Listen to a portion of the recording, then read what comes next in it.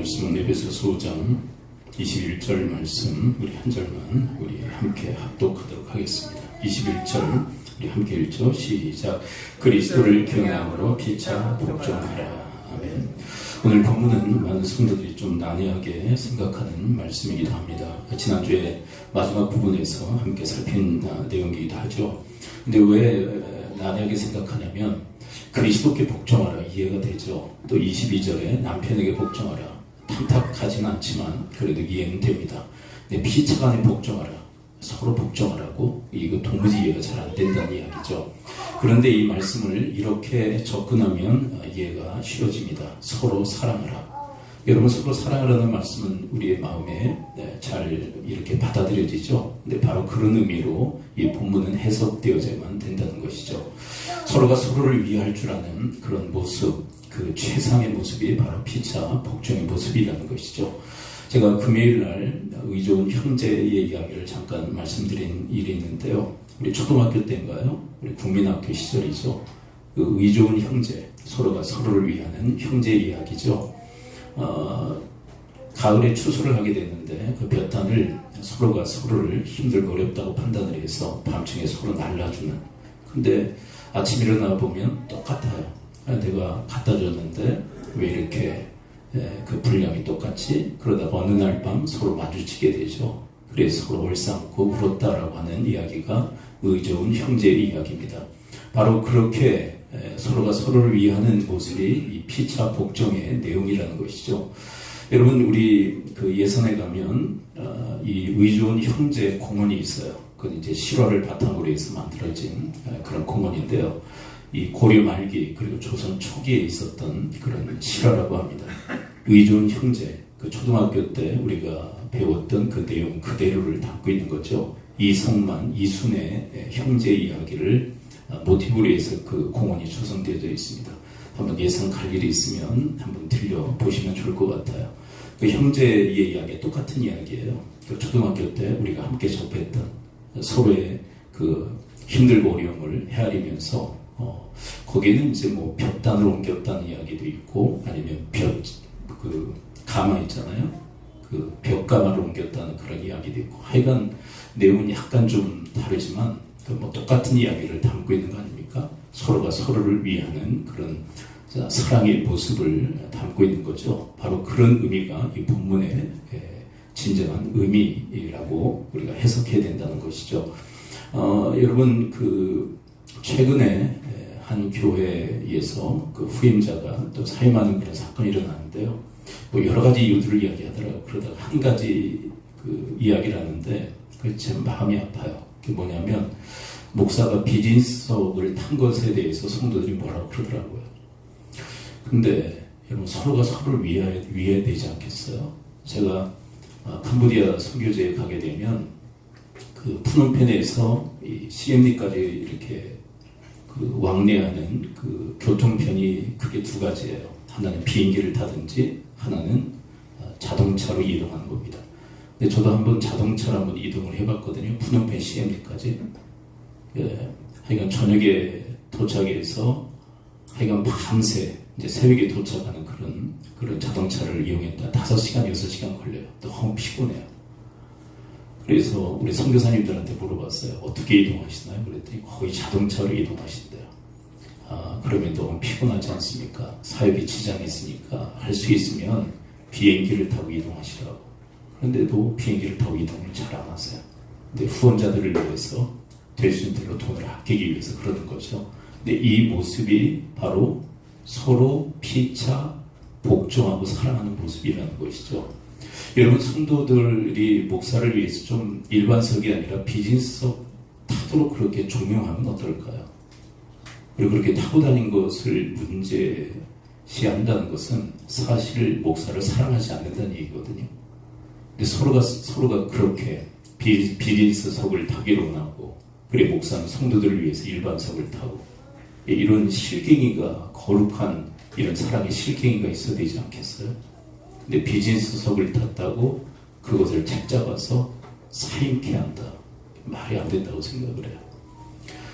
그러면 제가 비즈니스석을 타고 다니느냐? 일반석 타고 다닙니다. 근데 여러분 5시간 아니면 10시간 거의 한 20시간 일반석을 타고 다니면 완전 녹초가 되거든요. 사역의 지장도 있고. 그러니까 성도들이 목사를 위하면 그렇게 장거리 비행기를 타게 되면 비즈니스석을 타도록 그렇게 배려되지 않겠어요? 그럼 목사는 성도들을 위해서 일반석을 타고.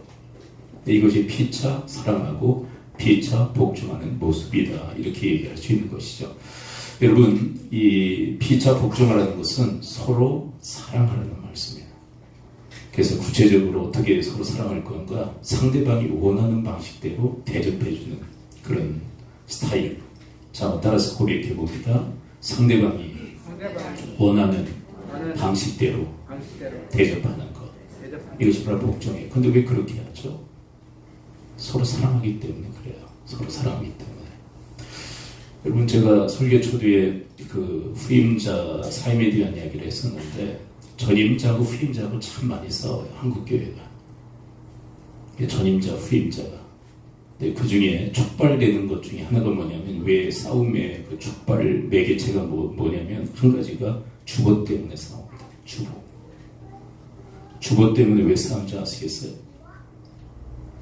전임자, 후임자가 주보 때문에 싸운다니까요. 이해가 되세요? 이해가 안 되세요? 주보 때문에 싸운다니까요. 왜 싸운 줄 아세요? 자, 후임자는 주보 바꾸기로 날까요? 그냥 그대로 가기로 날까요? 바꾸기로 나요. 왜요? 후임자가 와서 볼 때 너무 구닥다리거든. 이게 바꾸기로 나요. 그러면 전임자는요? 바꾸기로 날까요? 그대로 고소하기로 날까요? 그 질문이 참 어려운가. 전임자, 그리고 지금까지 목회했던 분은 주부를 바꾸기로 날까요? 바꾸지 않기로 날까요? 바꾸지 않기로 해요. 그것 때문에 싸운다니까. 웃기죠, 교회가. 근데 그 왜 그러냐? 피차 사랑, 피차 복종하지 않기 때문에 그래요. 여러분이 피차 복종의 의미는 이런 거예요. 후임자가 맞는데 이걸 바꾸면 전임자 마음이 얼마나 상할까. 그래서 안 바꾸는 거예요.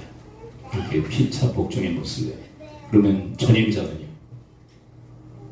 후임자 눈에 이게 얼마나 구닥다리를 보일까? 후임자가 왔는데 저 사람은 신세대이기 때문에 얼마나 산뜻하게 만들까? 난 그러지 못했는데 그래서 후임자가 새롭게 주보를 바꿨으면 좋겠다. 이게 피차 복종의 모습이에요. 왜요? 서로 사랑하기 때문에.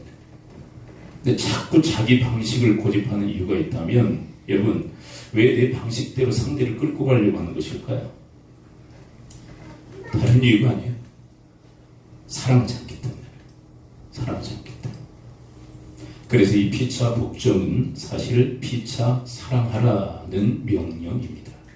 근데 이것은 큰 틀이죠. 왜냐하면 왜 큰 틀이라고 얘기를 왜 말씀드리냐면 그 다음에 이제 강론으로 들어갑니다. 강론으로 들어가는데 이제 구체적인 내용들로 들어가는데 똑같이 복종을 요청해요. 근데 이 복종에 대해서 큰 틀에 의해서 해석되어져야만 되기 때문에 그래요. 22절을 볼까요? 자, 먼저 누구에게 먼저 이 복종을 요청하실까요? 큰 틀에 의해서 이것이 해석되어져야만 됩니다. 에베소서 5장 22절 함께 읽어봐요. 시작. 아내들이여 자기 남편에게 복종하기를 주께 하듯하라. 그러니까 복종을 뭘로 바꿀 수 있어요? 복종이라 쓰고 뭘로 읽을 수 있는 거예요? 사랑이라 읽을 수 있는 거예요. 근데 남편 사랑의 구체적 형태가 뭐라는 거예요? 이게 복종 자꾸 이제 여감이 안 좋죠. 그러니까 남편이 원하는 방식대로 대접해 주는 것. 이게 복종이에요. 여러분, 남편이 원하는 방식대로 대접해 줄 수 있게 되기를 축원을 드립니다.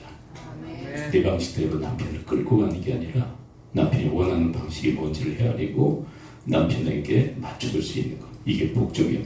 근데 그 정신, 왜 이렇게 해야 된다고요? 사랑 때문에 그렇게 해야 된다. 그렇다면 여러분, 남편이 원하는 게 뭘까요? 오늘 본문 말씀 우리 끝까지 읽어보면 하나님께서 기가 막히게 남편의 필요, 남편이 원하는 게 뭔지를 기록하고 있어요.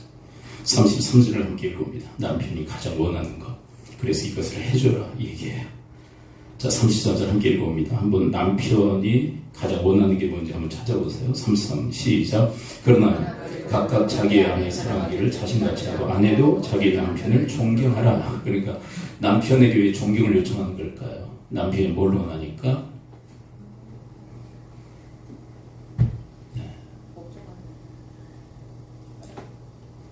여기는 이제 복종을 뭐라고 얘기하고 있는 그러니까 네 지금 완전히 비트가 안 맞아요. 5장 33절에서 남편이 원하는 게 뭐냐고요? 존경을 원한다니까요. 그럼 아내들이 이제 항변을 하죠. 존경받을 짓을 해야 존경하지. 쥐어 들어가는 소리로 항상. 근데 여러분 존경받을 짓을 해서 존경을 하는 거야? 그냥 존경을 하는 거야? 왜요? 남편이 원하기 때문에.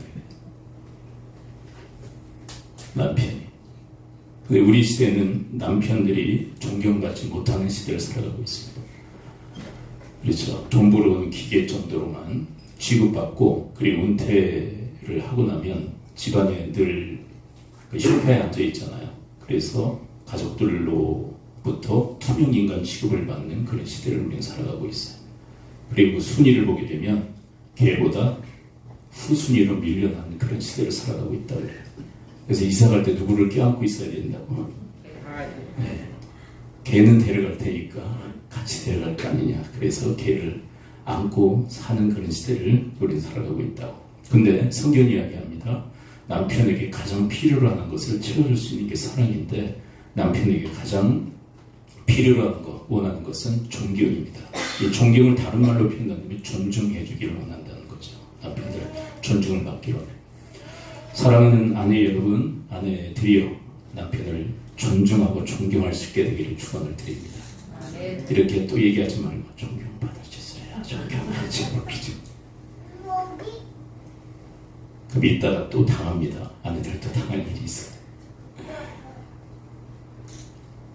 네, 여러분 안에서 존경받아요? 밖에 나가서 존경받아요?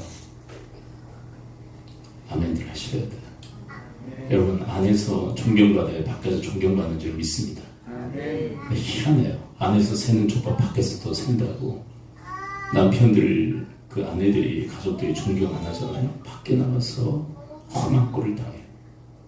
무서울만큼 아내가 남편을 어떻게 대하느냐가 사회인들이 남편을 대하는 거를 결정짓는 중요한 요인이 돼요. 무서울만큼. 그렇다면 여러분 남편을 어떻게 존중하고 존경할 수 있을까요?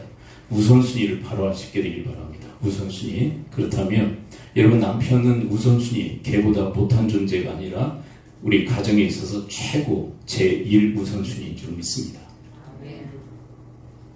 자, 여기서 다시 한번 정의를 내립니다. 그 어떤 존재보다 부모보다 자, 부모님들 서운할 수 있으나 서운해하지 마세요. 이건 말씀이니까 부모보다 자녀보다 남편은 최우선순위입니다. 이렇게 될 때 진정한 존중과 존경이 생길 수 있는 거예요. 근데 왜 자꾸 남편을 무시하느냐? 이 우선순위에서 밀려나 있기 때문에 그래요. 자, 이에 대한 말씀도 있죠. 31절을 함께 읽어봅니다. 31절 함께 읽어봅니다. 시작. 그러므로 사람이 부모를 떠나 그의 아내와 아빠의 그 둘이 한 육체가 될지니 이것은 독립된 그런 개체가 되라고 얘기하는 거예요. 그런데 여기서 우선순위를 얘기하는 거예요. 여러분 부모 밑에 있을 때는 누가 우선순위예요? 부모가 우선순위입니다. 그러나 결혼하고 나면 가장 1순위는 누가 되어야 된다는 거예요? 이렇게 얘기하셔야 됩니다. 배우자입니다. 배우자가 제1 우선순위가 돼야 돼요. 근데 결혼하고 났는데도 여전히 이 우선순위가 바뀌지 않으니까 서로 갈등과 분쟁이 끊임없이 일어나는 거예요. 왜? 우선순위가 바뀌지 않았기 때문에. 우선순위가 바뀌지 않으니까 서로 무시하는 거예요. 왜? 후순위로 밀려나 있기 때문에 사람은 희한하게 후순위에 밀려나 있는 존재를 무시하게 돼 있어요. 그리고 가장 1순위를 존중하게 돼 있어요. 그래서 왜 서로 결혼을 했는데도 사랑해서 결혼을 했는데도 왜 이렇게 끊임없는 갈등과 분쟁이 끊이지 않느냐? 우선순위가 아직도 바뀌지 않는 거예요. 여전히 부모가 우선순위가 되어 있고 1순위가 되어 있고 그렇다면 부모를 무시하라는 얘기가 아니에요. 순위가 바뀌어야 된다는 거예요. 부모를 떠나 부부가 하나가 되어 있으니까 이제 제1 우선순위는 배우자가 되어야 할 줄 믿습니다. 아내에게서 제1 우선순위 누가 되어야 돼요? 남편이. 그리고 아내에게서 우선순위는요? 남편에게 있어서 우선순위는요, 아내. 아내가 돼야 돼요. 근데 자식들을 낳게 되면 이제 우선순위가 완전히 바뀌게 되죠. 근데 이것은 인간 본성에 의한 거지 말씀에 의한 것 아니에요. 자, 인간의 본성은 자식을 낳으면 누가 우선순위가 돼요? 자식이 우선순위가 되는데 이건 본성이에요, 본성. 여러분, 우리는 본성에 따라 살아갈 존재들이 아니라 말씀에 따라서 살아갈 존재들인 줄을 믿습니다. 본성적 존재는 자식을 낳으면 자식이 우선순위가 돼요. 그래서 남편은 찬밥이 돼버리죠. 여기서부터 무시가 나오는 거예요. 그러면 안 돼요. 여러분, 본성을 이길 수 있게 되길 축원을 드립니다. 본성은요, 무서워요. 본성은 강력한 에너지이고 힘이에요. 그 남편을 자꾸 이제 후순위로 밀어놓고 남편을 무시하는. 우리 부부학교 할 때 그 의사 선생님, 정신과 의사 선생님인가요? 그분이 그런 얘기를 하잖아요. 그 아내가 자식들을 위해서 그 과일을 냉장고에다 세팅했더니 남편이 먹더래. 그 모습을 보고 그 아내가 한 얘기가 뭔지 아세요? 그때 세미나 들으셨던 분들 기억 안 나십니까? 내 새끼 그러면 저 자식이 먹냐고. 그러니까 이미 우선순위가 바뀐 거 아니에요? 그러니까 남편을 무시하는 거 아닙니까? 예? 그러니까 아내들은요, 자식만 태어나면 자식이 애지중지해요. 자식들을 위해서. 남편은요, 저만치 밀려나 있고. 그러니까 존중과 존경이 없어지는 거예요. 그냥 돈 벌어오는 기계 정도로만 취급해버리지.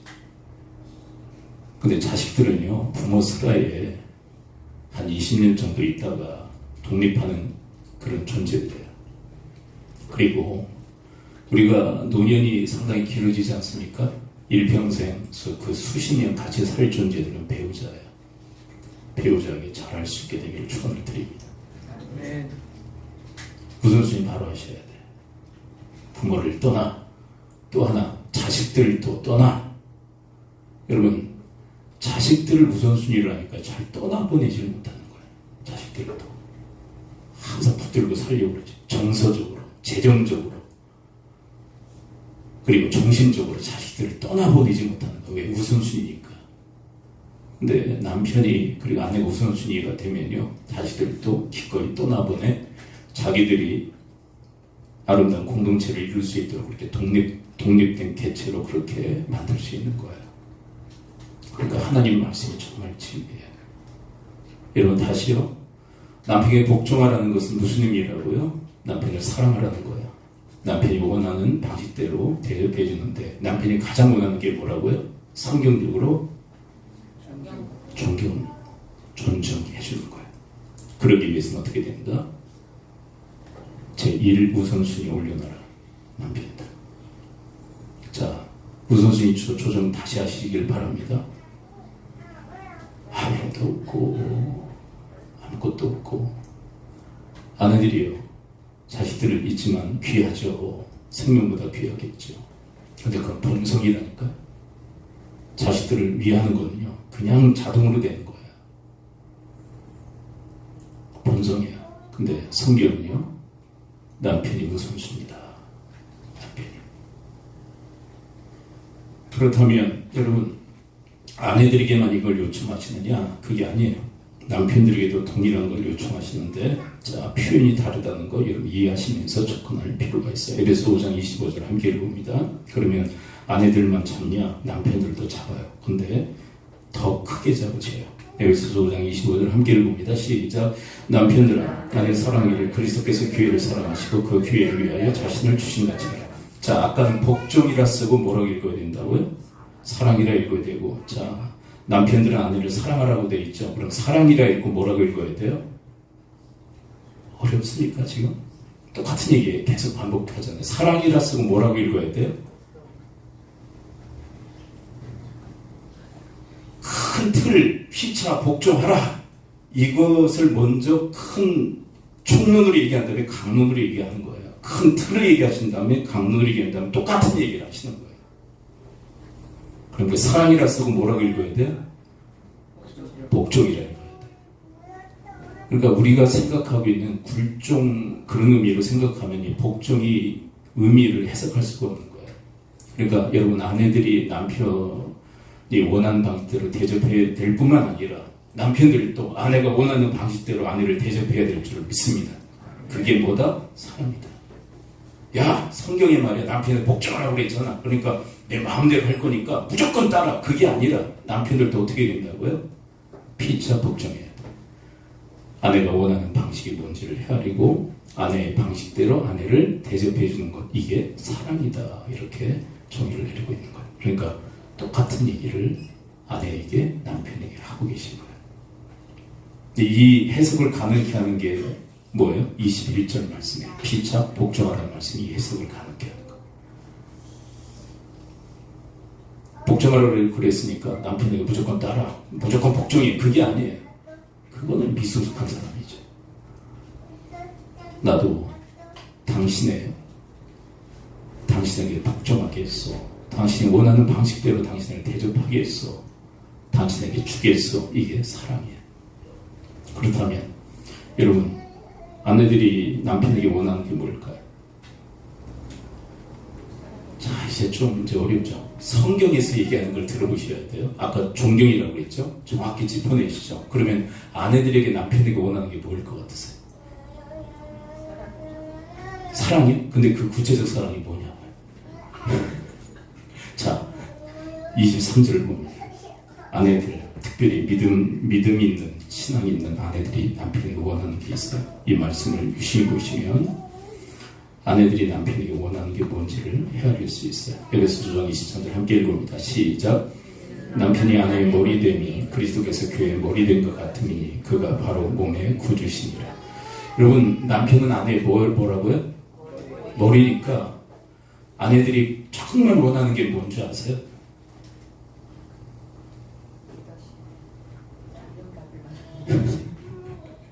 이걸 일컬어 뭐라고 얘기하냐면 영적 리더십이에요.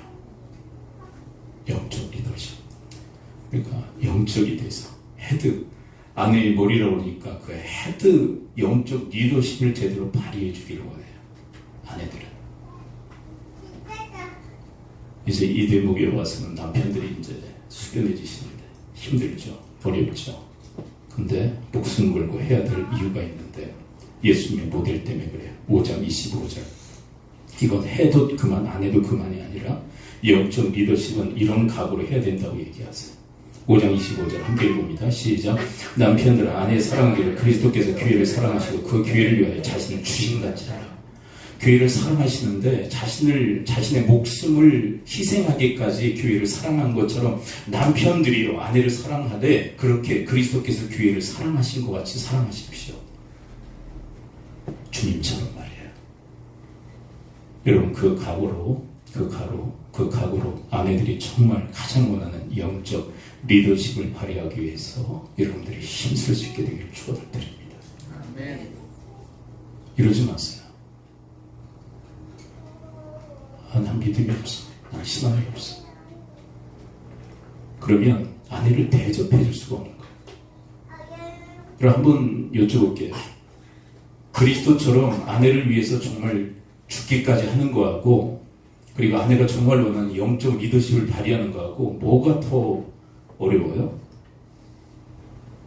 자, 그리스도처럼 아내를 위해서 정말 죽기까지 희생하는 거하고 아내가 정말 원하는 영적 리더십을 발휘하는 거 뭐가 어려워요?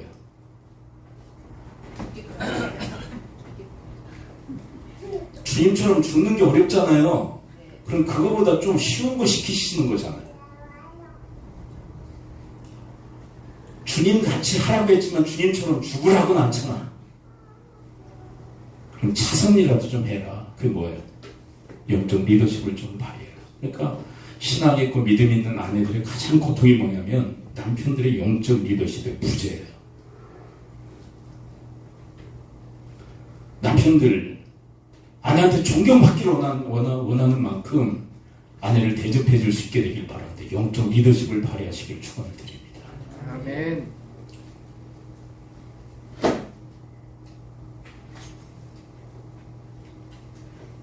그냥 이대로 살 거예요. 그게 아니라 아멘. 하나님 아멘. 제가 영적 리더십 발휘할 수 있도록 좀 도와달라고 기도하며 나가야 되지 않겠어. 여러분, 아내들이 많은 걸 원하죠, 남편들에게. 근데 성경은 참 기가 막혀요. 가장 핵심을 집어넣고 계신 거예요. 좀 영적 리더십, 헤드십을 좀 발휘했으면 좋겠다. 예수님이 교회를 위해서 죽기까지 사랑하셨는데 그와 같이 그 심정으로 아내를 사랑하라고 하는데 그거 못합니까? 여러분, 영적으로 남편을 더 깨어 계시고 여러분, 기도로 더 깨어 계시기를 축원을 드립니다. 그래서 하나님의 뜻을 묻고 하나님의 감동 가운데 성경을 여러분들이 묵상하고 성경을 통해서 하나님의 뜻을 분별하여 아내와 함께 나누고 아내를 이끄는 리더십, 영적 리더십 아니에요. 여러분, 아내들, 믿음의 아내들이 정말 원하는 건 그거예요. 근데 우리 시대의 아픔은 뭐냐면 남편들, 남성들보다 여성들, 아내들이 믿음이 더 좋다는 게 우리 시대의 아픔이기도 해요. 이끌지 못하는 거예요, 아내들. 그러나 여러분, 역전 현상이 일어날 수 있게 되기를 축원을 드립니다. 아내들보다 더 믿음이 더 있을 수 있게 되길 바라고요. 그래서 아내들을 그리고 가정을 영적 리더십으로 이끄는 그런 가정의 머리가, 아내의 머리가 되시기를 축원을 드립니다. 아멘. 자, 그리고 또 하나의 모델은 뭘까요? 남편들에게 주신 또 하나의 모델. 그러니까 아내들에게 하시는 말씀이 많아요, 남편들에게 하시는 말씀이 많아요. 누가 더 잘해야 된다는 얘기예요. 그러니까 처음에는 첫 일성이 남편에게 복종하라는 말씀 때문에 기분 나빴지만 전체를 여러분들이 파악하고 나니까 안심이 되죠. 아, 남편들에게 더 요청하시는구나, 남편들을 더 잡으시는구나, 주님이. 왜 그런 줄 아세요? 아내가 아무리 믿음이 좋아도요, 아내가 아무리 신앙이 좋아도 가정사의 향방은 남편들이 틀기 때문에 그래요. 무소리만큼 그 영향력은 막강하게 남편들에게 주어져 있기 때문에 그 책임을 묻고 계시는 거예요.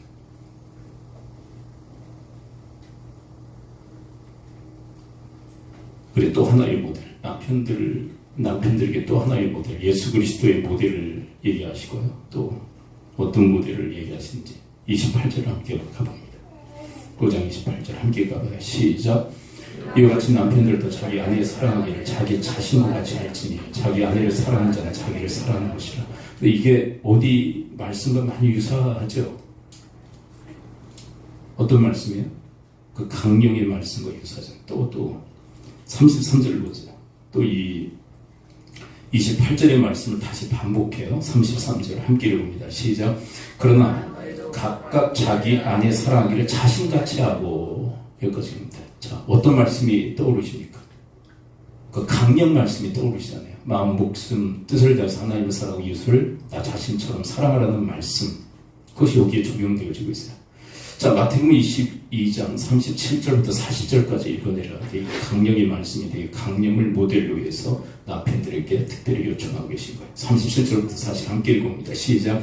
예수께서 이르시되 내 마음을 다하고 목숨을 다하고 뜻을 다하여 주 너희 하나님을 사랑하라 하셨으니 이것이 그거 첫째 되는 계명이요 둘째도 그와 같으니 내 이웃을 내 자신같이 사랑하라 하셨으니 이 두 계명이 원율법과 선지자의 강령이니라. 그런데 여기서 이웃이라고 얘기했는데 가로 열고, 남편들에게는 가로 열고 이웃이 누구라고 얘기하고 계신 거예요?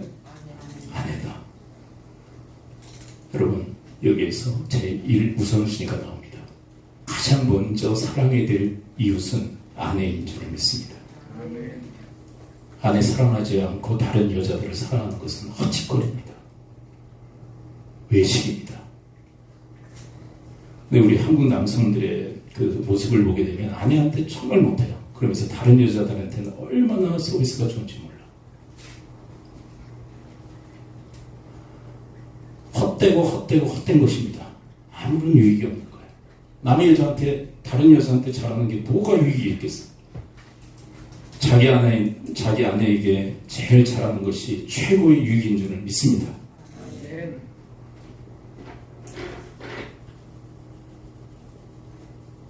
번째 이웃은 누구라고요? 아내입니다. 라고 얘기하고 계신 거예요. 아내입니다. 그렇다면 여러분, 이웃을 나 자신처럼 사랑한다는 건, 이웃인 내 아내를 나 자신처럼 사랑한다는 건 어떤 방법을 통해서 가능하다고요? 이거는 우리 교회에서 계속 리바이벌 하는 말씀이죠. 참 안타까운 게 뭐냐면, 여러분, 제가 했던 설교 또 하고 했던 설교 또 하고 그러죠. 그걸 재탕이라고 얘기합니다. 그걸 삼탕이라고 얘기합니다. 제가 그렇게 하죠. 참 안타까운 게 뭐냐면, 목사는 중요한 거는 계속 반복해요, 설교를. 근데 제가 설교 초대에 말씀드렸던 그 교회가 목사가 재탕, 삼탕했다고 그게 나가야 될 이유로 지목이 된 거예요. 근데 그 말도 안 돼요, 사실은. 자기 표절이라는 말을 또 붙여가지고. 그러니까 남의 그 목사의 설교를 갖다 쓰는 건 정말 표절이고 범죄예요. 그건 안 돼요. 그러나 자기가 설교했던 거 다시 감동을 주시고 또 재차 반복해서 교육해야 되겠다고 판단되지만 다시 설교할 수밖에 없어요. 여러분, 내 이웃을 나 자신과 같이 사랑하라는 이 말씀의 실제 편이 뭡니까?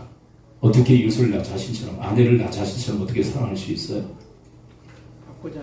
그렇죠. 황금률이죠. 그게 마태복음 7장 12절이에요. 함께 읽어봅니다. 그래서 자, 아까 22장 37절부터 40절의 말씀을 읽었는데 이 7장 12절이 유사하게 기록되어 있다는 것을 여러분들이 보실 필요가 있어요. 유사하게. 그러니까 맥락이 같다는 얘기예요. 사실 똑같은 얘기를 하고 있다는 거예요. 7장 12절 함께 읽어봅니다. 시작. 그러므로 무엇인지 남에게 대접을 받고자 하는 대로 너희도 남을 대접하라. 이것이 율법이요 선지자니라. 이것이 정확히 아내를 나 자신과 같이 사랑하는 모습이에요. 그러니까 여기서 남은 누굽니까? 오늘 말씀과 연계해서 얘기한다면 남편들에게 말씀하시죠. 그래, 첫 번째 이웃은 누구예요? 아내죠. 그럼 여기서 남은 누굽니까? 말씀과 연결한다면 아내. 여러분, 아내에게 받고자 하는 게 있다면 그대로 아내를 대접하실 수 있게 되기를 축원을 드립니다. 이거 황금률의 원리예요. 이건 보편적 가치에 의해서 너도 받기로 나고 나도 받기로 나는 것에 대해서는 그렇게 해도 돼요. 그 다음에 응용포는 뭐예요? 은율. 아내에게 받고 싶지 않은 것 절대로 아내에게 주지 마시기를 바랍니다. 아멘도 없어요. 아멘은 복 받습니다. 아멘이 왜 말씀이 성취되어져요? 아멘은 예언과 같아요. 내 인생 속에 이루어지기를 원합니다. 예언과 같아요. 말씀에 대해서 아멘하세요. 네. 은율은 받고 싶지 않은 건 주지 않은 것. 근데 이게 힘들다고 그랬죠.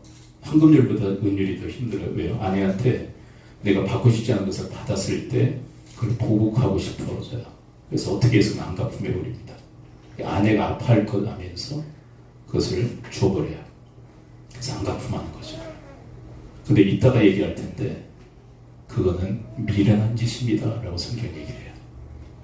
여러분, 아내를 고통스럽게 하고 아내를 아프게 하는 것은 미련한 일인 줄을 믿습니다.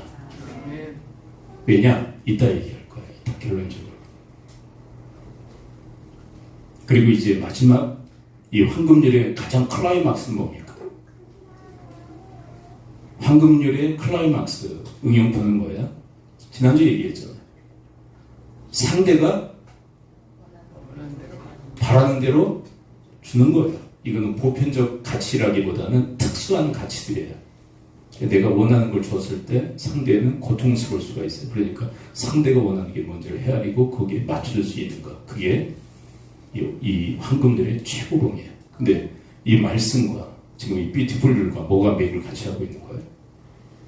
피차 복종하십시오라고 하는 말씀과 맥을 같이 해요. 자, 결론 들어갑니다. 결론. 자, 이렇게 남편이 아내를 자, 아내는 누구라고요? 제1 이웃. 따라서 고백해 봅니다. 아내는 제1 이웃이다. 첫 번째 사랑해야 될 이웃이에요.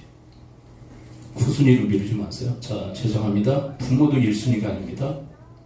자식들도 1순위가 아닙니다. 남편에게 있어서 1순위 누구라고요?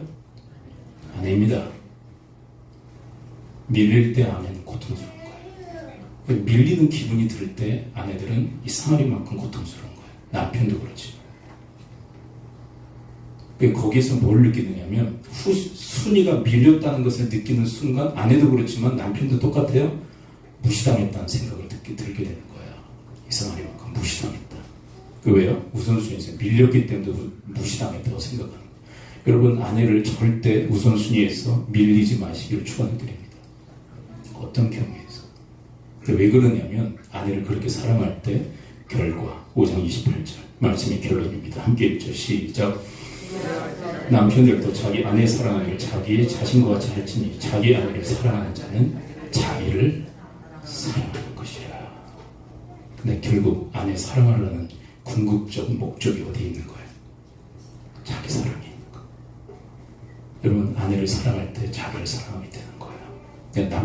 남편이 아내를 무시하면 누구를 무시하게 되는 거예요?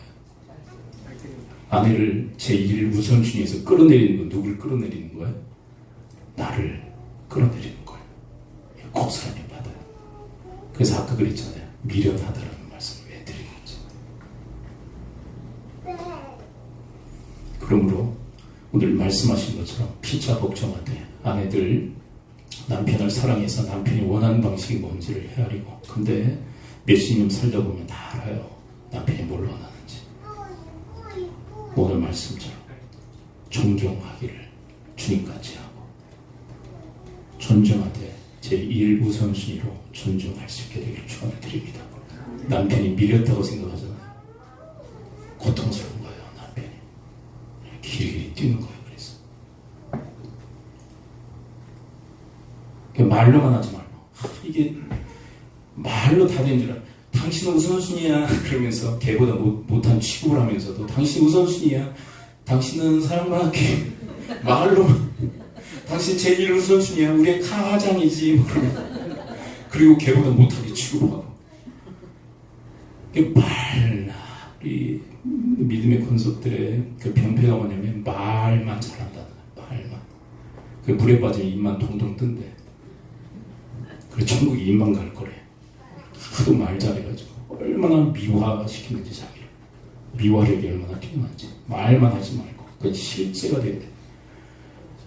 아내들도 여러분 남편이 제1 우선순위인 줄 믿고, 제가 지금 똑같은 얘기를 또 반복하고 있어요. 남편들이요, 아내가 제1 이웃인 줄 믿고 아내 사랑하지 않고 다른 존재를 사랑하는 것은 외식인 줄 알고 아내를 여러분이 제1 우선순위, 제1 이웃으로 사랑할 수 있게 되기를 축원을 드립니다. 우리 함께 기도할까요? 말씀 붙들고 기도할 때 하나님, 오늘 말씀처럼 피차 복종하는, 피차 사랑하는 그런 부부 그리고 그런 가정 되어지도록 하나님 복락을 허락해달라고 우리 합심 통성으로 주님 앞에 기도하며 나가도록 하겠습니다.